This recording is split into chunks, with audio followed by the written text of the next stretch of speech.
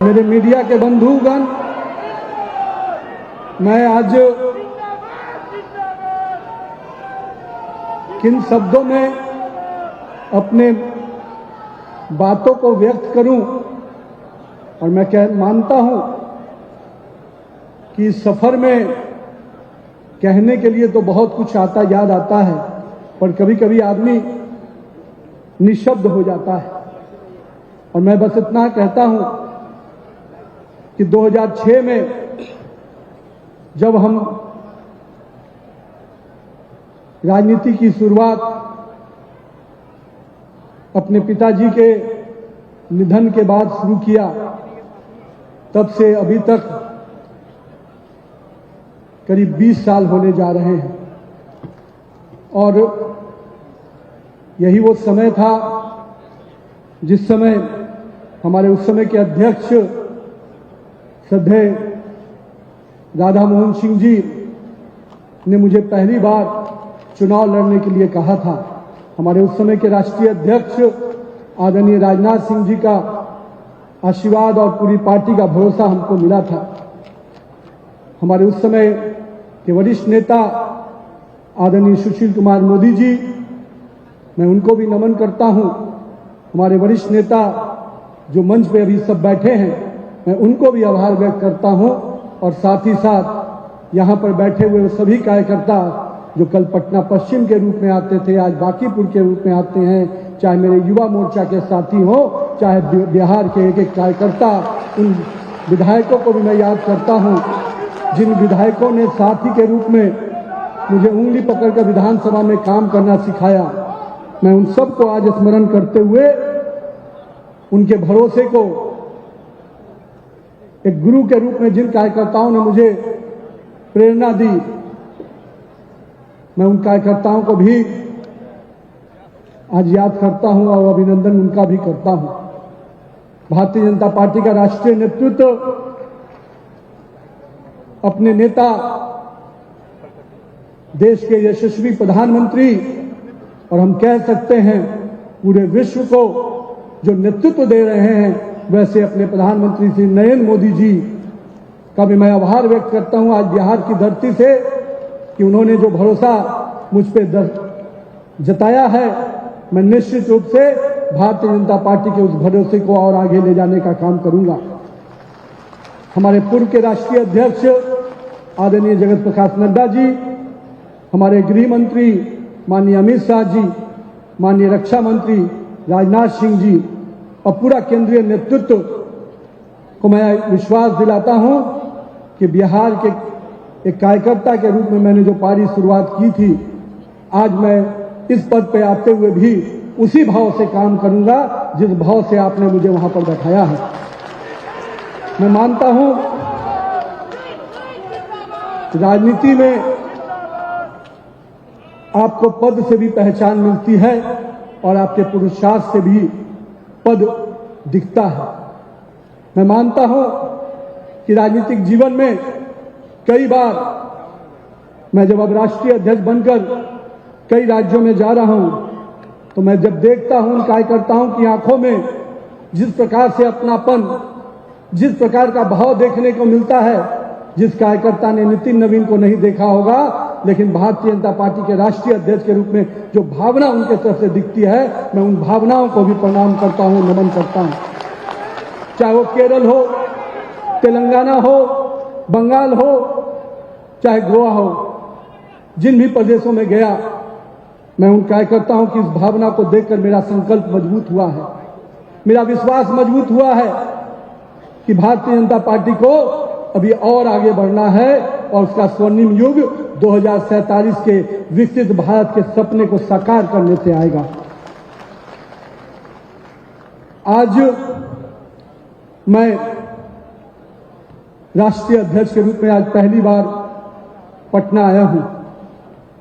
मैं अपने जहां वरिष्ठ नेताओं का अभिवादन कर रहा हूं, वहीं अपने बिहार के उन लोगों का भी अभिवादन करना चाहता हूं जिन्होंने मुझे लगातार बिहार का प्रतिनिधित्व करने के लिए बिहार विधानसभा का क्षेत्र में सदस्य के रूप में मौका दिया।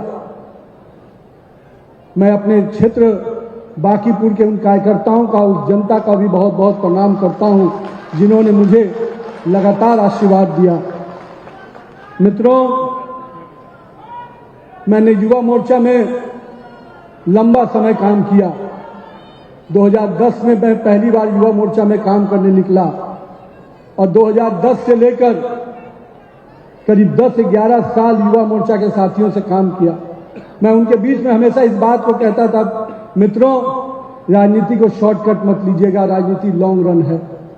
मैं आज फिर इस बात को इसलिए दोहराता हूं कि मेरे युवा साथियों, माननीय प्रधानमंत्री जी ने जो सपना देखा है, लाखों युवाओं को राजनीति में भागीदारी का, ये सपना अगर हमको साकार करना है, देश को एक नया नेतृत्व देना है, देश के हर जिले, हर पंचायत, हर ब्लॉक में भाजपा का नेतृत्व खड़ा होना है, तो हमें प्रधानमंत्री के अगर सपनों का भारत बनाना है तो हम सबको अपने समय के कालखंड का पुरुषार्थ करना पड़ेगा।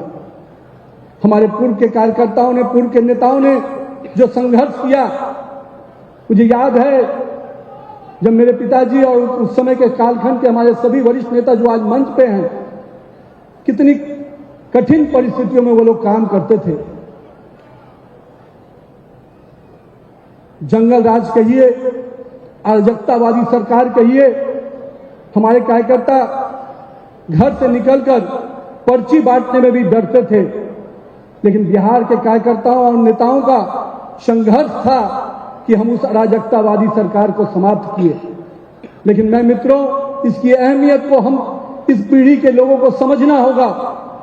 ये जो सत्ता आई है, ये केवल चंद दिनों के संघर्ष की नहीं है, इसके लिए कितनी कुर्बानी दी गई होंगी, कितने ने कार्यकर्ताओं ने अपना घर छोड़कर अपना पूरा जीवन इसमें लगाया है।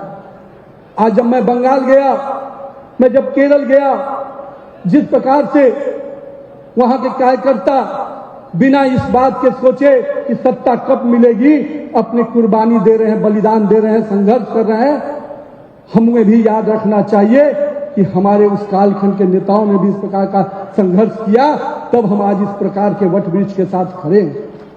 इसलिए जो व्यक्ति, जो संस्था, जो पार्टी अपना इतिहास नहीं याद रखती, उसका भविष्य सुनहरा नहीं होता है। इसलिए हमें अपने इतिहास को हमेशा याद करते रहना चाहिए, क्योंकि ये इतिहास ही हमारे मजबूत भविष्य के निर्माण का नींव रखता है। साथ ही साथ मैं आज इस अवसर पे भारतीय जनता पार्टी के उस विचार को भी प्रणाम करता हूं, चाहे अपने नेता श्यामा प्रसाद मुखर्जी जी हों, दीनदयाल उपाध्याय जी हों। जहां श्यामा प्रसाद मुखर्जी जी ने राष्ट्रवाद की प्रेरणा दी, जहां हमारे दीनदयाल उपाध्याय जी ने अंत्योदय की परिकल्पना को हम सबके बीच में रखा, और आज हमारी सरकारें उन कल्पनाओं के साथ काम कर रही हैं। माननीय प्रधानमंत्री जी का जो ध्येय रहा है कि हम अंतिम व्यक्ति तक विकास की योजनाओं को पहुंचाएं।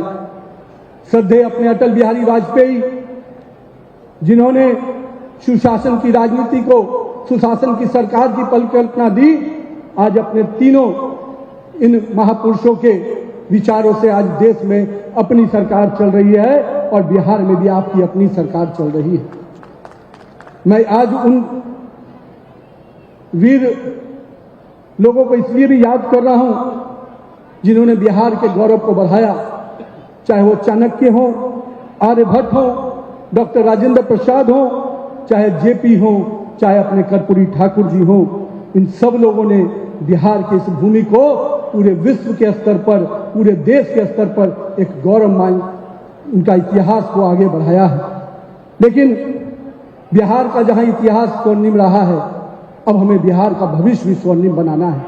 इसलिए मित्रों, 2047 के विकसित भारत का सपना जो माननीय प्रधानमंत्री जी ने देखा है, हमें पूरी उम्मीद है कि बिहार की सरकार, जो हम लोग सब लोग मिलकर एनडीए की सरकार यहां बनाए हैं, माननीय मुख्यमंत्री श्री नीतीश कुमार जी के नेतृत्व में, माननीय सम्राट चौधरी और विजय सिन्हा के नेतृत्व में, निश्चित रूप से बिहार की ये सरकार 2047 के विकसित भारत के सपने में बिहार को भी विकसित बनाने के सपने को पूरा करेगी। आज के दिन मैं इस बात का भी अभी हाल में माननीय प्रधानमंत्री जी का संसद में वो वक्तव्य जब आया तो देखने को मिला कि हमारे नेताओं की सोच कितनी बड़ी है। कांग्रेस के पूर्व प्रधानमंत्री जी जब कहते थे कि मेरे लिए दुनिया में सबसे बड़ी चुनौती क्या है, तो 45 करोड़ जनता है। उस समय के पूर्व के प्रधानमंत्री जी कहते थे कि मेरे लिए सबसे बड़ी चुनौती क्या है, तो 57 करोड़ जनता है। लेकिन हमें गर्व है कि हमारे देश के प्रधानमंत्री शुरू से कहते हैं कि मेरे लिए सबसे बड़ा एसेट क्या है, तो 140 करोड़ की जनता है, जिसके पुरुषार्थ के बल पर हम भारत को आगे बढ़ाने वाले। ये सोच है हमारे नेतृत्व का, और हमें गर्व है कि हम ऐसे नेतृत्व के साथ काम करते हैं जिन्होंने एक एक व्यक्ति को भारत के विकास से जोड़ने का परिकल्पना किया है। आज मैं इस बात के लिए कि माननीय प्रधानमंत्री जी ने हमेशा अपने कामों को सेवा के भाव से जोड़ा है, मैं अपने यहां पर कार्यकर्ताओं से आग्रह करने आया हूं। मेरे मित्रों, हम सबको ये याद रखना है कि राजनीति करने के पहले हमें सामाजिक बनने की आवश्यकता है। हम राजनीति कर ही नहीं सकते अगर हम सामाजिक नहीं हैं। हमें अपने लोगों के साथ जुड़ना होगा, कार्यकर्ताओं के कंधों पे हाथ रखकर आगे बढ़ना होगा, कार्यकर्ता को यह विश्वास दिलाना होगा कि हम बिहार के लिए काम करते हैं, हम देश के लिए काम करते हैं, हम नेशन फर्स्ट की परिकल्पना से काम करते हैं, हम पार्टी नेक्स्ट की कल्पना से काम करते हैं, हम सेल्फ लास्ट की परिकल्पना से काम करते हैं। इस बात का विश्वास कार्यकर्ताओं को भी दिलाना होगा। जो पार्टियां जहां पर स्वयं से शुरू होता है और स्वयं में ही खत्म हो जाता है, उन पार्टियों से देश का और बिहार का भविष्य नहीं हो सकता है। इसलिए मैं अपने तमाम उन कार्यकर्ताओं से कहूंगा कि आइए अपनी सरकार के कामों को, अपने सरकार की योजनाओं को नीचे तक ले जाने का संकल्प भी हमें पूरा करना है। कभी कभी हम ये सोचते हैं कि सरकार लाना हमारा काम है, सरकार को योजनाओं को नीचे ले जाना भी हमारा सबसे बड़ा दायित्व है। इस बात को भी हमें याद रखना है। और मैं मानता हूं हमारे सारे जनप्रतिनिधि, चाहे हमारे मंत्रीगण, हमारे नेतृत्वकर्तागण, सब कोई मिलकर अगर हम काम करेंगे और हमारी टीम होगी टीम इंडिया, हमारा टीम होगा भारत का वो टीम जिसमें हम सब कोई एक न एक व्यक्ति का उपयोग है। साथ ही साथ मैं आज के दिन प्रदेश अध्यक्ष जी को इस बात के लिए भी बधाई दूंगा कि अगर मन की बात का कार्यक्रम आपने इस रूप में बढ़ाया है तो इसके लिए यहां बैठे सभी कार्यकर्ताओं के साथ मैं आपको बधाई देता हूं। इसका पूरा श्रेय आपको जाता है। मित्रों, मन की बात केवल एक कार्यक्रम नहीं है, मन की बात इस देश को जानने का एक कार्यक्रम है। इस देश के अलग अलग हिस्सों में हमारे लोग जो बिना किसी प्रतिष्ठा पाए हुए, जो बिना किसी ग्लैमर के जानकारी के अपने सेवा भाव से इस देश की सेवा में लगे रहते हैं। माननीय प्रधानमंत्री जी जब अलग अलग राज्यों की चर्चा करते हैं, वहां के अलग अलग लोगों की चर्चा करते हैं, तो अपने भारत पर गर्व होता है कि अपने भारत में ऐसा भी व्यक्ति है जो गांव में सेवा भाव से लगा है। उसको कोई व्यक्ति पहचानता नहीं, पर वो सेवा से काम करता है। इसलिए मैं मानता हूं संगठन के इस स्तर को आपने जो मजबूती के लिए संकल्प लिया है वो निश्चित रूप से बहुत ही सराहनीय है। लेकिन मैं यहां पर बैठे हुए कार्यकर्ताओं से ये भी कहूंगा, आपका अपना राष्ट्रीय अध्यक्ष बना है, आपको गर्व है, और आपके गर्व से मैं अपने आप को बहुत ही गौरवान्वित महसूस करता हूं। लेकिन मित्रों, इसके साथ साथ दायित्व और जवाबदेही भी बढ़ जाती है। अब बिहार में क्या हो रहा है, बिहार में संगठन कितना सक्रिय है, इसकी सारी जवाबदेही नितिन नवीन पे आ जाती है। इसलिए आप जब करोगे तो मेरा नाम होगा, आप नहीं करोगे तो मैं ही बदनाम होऊंगा। तो मैं इसलिए आपसे कहता हूं मित्रों कि अब आपकी जवाबदेही बढ़ गई है। ये कहने से कि बिहार का लड़का राष्ट्रीय अध्यक्ष बन गया, बिहार का लड़का अगर बन गया तो बिहार के एक कार्यकर्ता को राष्ट्रीय अध्यक्ष के रूप में काम भी करना पड़ेगा, तभी बिहार आगे बढ़ेगा। और मैं इसलिए कहता हूं, भारतीय जनता पार्टी का हॉरिजॉन्टल ग्रोथ हुआ है। भारतीय जनता पार्टी का जो ये हॉरिजॉन्टल ग्रोथ हुआ है, अब हम कार्यकर्ताओं को अपने यहां वर्टिकल ग्रोथ भी करना है। मैं इसलिए इस बात को कहता हूं, आपने चरखा देखा होगा, चरखा में ताना और बाना होता है। जिन लोगों ने चरखा देखा होगा, उस ताने के रूप में आप हॉरिजॉन्टल ग्रोथ देख सकते हैं। उसमें जो बाना होता है, जो नक्शा गढ़ना होता है, नए नए डिजाइन गढ़ने होते हैं, नए नए स्वरूप को उसमें लाना होता है, उसके अंदर गहराई को जो लाना होता है, वो बाना होता है। यानी आने वाला समय भारतीय जनता पार्टी के हॉरिजॉन्टल एंड वर्टिकल दोनों ग्रोथ पे आपको काम करना होगा। इसलिए मैं अपने कार्यकर्ता भाइयों से कहूंगा कि हम पार्टी के विचारों के साथ काम करने वाले लोग हैं, तो निश्चित रूप से उस विचारों को आत्मसात करके आगे बढ़ना पड़ेगा।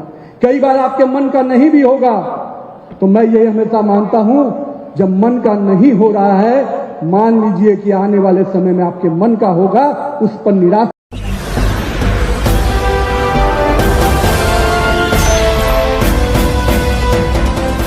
आप देख रहे हैं लाइव न्यूज 99, राष्ट्र सबसे पहले।